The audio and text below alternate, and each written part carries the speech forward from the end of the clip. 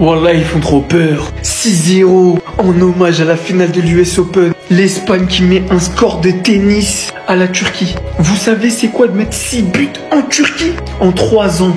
3 ans. La Turquie non seulement 3 défaites. Regardez, 2022, une défaite 3-2 contre l'Italie. 2023, une défaite contre la Croatie. 2024, une défaite contre le Portugal. C'est tout. En 3 piges. Ils en ont pris 6. Et je pourrais vous parler de toute l'équipe là. Je pourrais faire une vidéo sur Zubimendi. Je pourrais faire une vidéo sur Merino. Je pourrais vous parler de tous les joueurs. Mais la réalité, c'est que cette équipe espagnole, elle pue le football. D'ailleurs, en ce moment, c'est la crise au Barça. Vous nous devez des sous. Vous nous devez des sous. Si l'équipe d'Espagne est championne d'Europe, c'est en partie grâce à nous. Si l'équipe d'Espagne ce soir, elle met tarif et qu'elle va loin à la prochaine Coupe du Monde, ce qui risque très probablement d'arriver, c'est grâce à nous. Lamine Yamal, Ferran Torres, Pedri, Fermi, et je compte même pas les absents. Gavi, Dani Olmo. Faut voir le boulot ce soir. Nico Williams, il est sorti sur blessure. C'est Ferran qui rentre. Il marque, il éteint. Et me faites pas passer pour un fou. Ferran Torres, c'est décisif toutes les 74 minutes. 23 buts et 8 passes décisives en 2307 minutes. Mais continuez à dormir sur lui, c'est bien. Et dites-moi pas que le Barça ne porte pas l'Espagne. Pedri, doublé. Ferran, but. Lamine Yamal, doublé de passe D. Non, franchement, le match, il était beau. Mais il était dur à voir.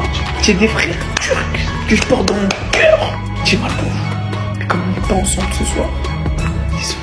Les gars, je vous l'avais dit que cette équipe, elle va faire flipper à la Coupe du Monde. Parce qu'ils sont tout simplement inarrêtables. Si vous regardez leur bilan, leur nombre de victoires et de défaites, les gars, c'est inquiétant. Et de toute façon, les gars, ça, on l'avait vu durant l'Euro. Déjà que sur papier, ils ont une équipe de malades. C'est en plus l'une des nations qui pratique le meilleur football. Avec des principes de jeu qu'on connaît déjà tous propres à eux-mêmes. Ils ont mis 6-0 à la Turquie chez eux.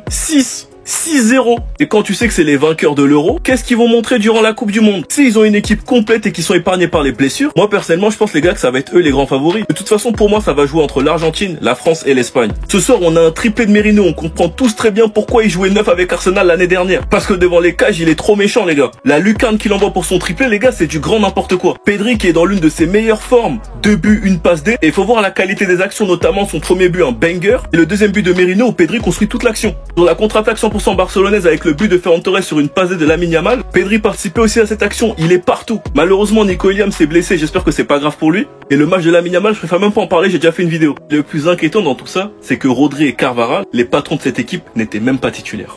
Enfin bref, sinon vous les gars, vous en pensez quoi? Comme nous sur Snap, on s'ennuie. Vous pensez qu'ils vont pas prendre la Coupe du Monde? Que c'est qu'ils ont vu aujourd'hui là? Ce qu'ils ont proposé, qui vont comprendre ce dont je parle. Nullement l'utilité de vous présenter tout ce qu'ils ont fait durant tout le match. Tellement chacune de leurs actions, c'était du pur délice. Tellement aucune équipe de football pratique un meilleur football que cette équipe. Ça, but. Ça, but. Les ressorties de balles, la manière dont ils se trouvent les yeux fermés, les combinaisons dans les espaces les plus fermés. On peut dire tout ce qu'on veut sur cette sélection.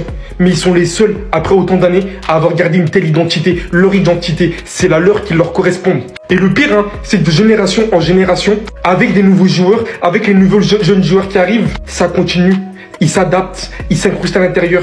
Comme si l'ancienne équipe n'était jamais partie, comme si Xavi Iniesta n'était jamais parti. Pourtant, certains, c'est pas des joueurs qui brillent de fou en club. Hein. On peut citer Yamal, on peut citer Pedri, il y a pas mal de joueurs qui brillent quand même, mais certains, pas du tout. Et pourtant, quand ils se retrouvent en sélection, là-bas, c'est le Barça Prime. Le ballon circule comme t'as jamais vu. Et aujourd'hui, je peux vous dire, en tant que Turc, j'ai bien souffert. Voilà. Et j'espère que toutes les équipes qui vont affronter là, ils vont souffrir autant. Voilà. Je méritais pas de souffrir autant. Pedri nous avait prévenu qu'il sera en finale de Coupe du Monde 2026, je commence à y croire. Et on a vu quoi ce soir? Regardez l'état d'Arda Güler, il arrive plus à respirer, il doit être mis sous ventoline, demain il est chez le médecin. J'ai pas peur de le dire, l'Espagne pratique le meilleur football, c'est eux les gros favoris pour gagner la Coupe du Monde 2026. Déjà, même quand Yamal il marque pas et qu'il enchaîne des grosses boulettes, regardez l'action qu'il a ratée, il est quand même bon sur le terrain. Ce soir il te fait 2 passes démillimétrées, en fait ce petit il connaît le football, il est pas là que pour briller, s'il peut faire briller ses coéquipiers, il le fait. Ensuite Pedri, un des meilleurs milieux de terrain du monde, présent sur tous les coups, il est auteur d'un doublé ce soir. Le travail qu'il fait sur son premier but, la feinte de frappe, ce mec-là, il recherche encore sa dignité à l'heure actuelle. Pour finir, Merino, un joueur mid qui te met un triplé, dont un banger. Bref, quand en fait tu joues avec l'Espagne, tu deviens fort. La moitié des buts de ce soir, c'était du tiki-taka, une touche de balle. En fait, t'as l'impression qu'il faisait un taureau à l'entraînement. L'Espagne, c'est trop boosté. Mais t'as quand même des gens qui pensent connaître le foot et qui nous disent que Yamal, à l'heure actuelle, c'est pas le meilleur joueur du monde. Alors qu'à l'heure actuelle, il y a quasiment que lui qui me fait lever de mon siège. Mais moi, je vais vous dire, même quand il marque pas, ce que j'apprécie chez lui, c'est qu'il est présent dans le jeu, qu'il te fait des dribbles, qu'il réussit des dribbles, qu'il réussit des passes. C'est ce qu'on demande en fait d'un top player. Par exemple, Mbappé, s'il marque pas, des fois il est effacé dans le match, alors que Yamal il est toujours présent.